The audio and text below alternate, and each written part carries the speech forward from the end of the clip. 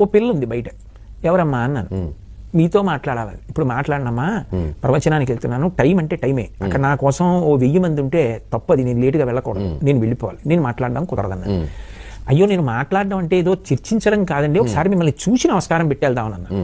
చూసావు కదా, తృప్తే కదా అన్నాను. అలాగేనంటే మెట్లు దిగిపోతోంది, లిఫ్ట్ వచ్చింది. నేను అన్నాను, ఎందుకమ్మా లిఫ్ట్ వచ్చిందిగా, ఇలా వచ్చేయి నాతో అన్నాను. లిఫ్ట్ ఎక్కింది. నేను ఎందుకో అన్నాను, ఎందుకు చూడాలనిపించిందమ్మా నన్ను నీకు అన్నాను, చిన్నపిల్ల కదా అని. అంటే నేను మీ ప్రవచనాలు విన్నాను, నేను తెల్లబోయా. ఏంటి, ఏం చదువుతున్నాను, బీటెక్ చదువుతున్నాను. ఏం విన్నావన్నా, భాగవతం 10వ స్కంధం విన్నాను. నాకు కొంచెం ఆశ్చర్యం వేసింది. నేను దిగిపోయి కారు ఎక్కబోతూ ఆగి, నీకు ఏం నచ్చిందమ్మా అన్నాను. అంటే పిల్లలు పట్టుకోవడం అంటే ఎలా పట్టుకుంటారో చూడండి. నేను ఎక్కడో చోట 10వ స్కంధం చెప్తూ చెప్పా, కాళీయమర్దనం అంటే కేవలం పావుని మర్దించడం అనుకోకండి, మంచినీళ్లు పాడి చేయడాన్ని కృష్ణుడు అంగీకరించలేదు. నిజానికి కృష్ణుడి బాల్య క్రీడలన్నీ టీవీ చూడడం, సినిమా చూడడం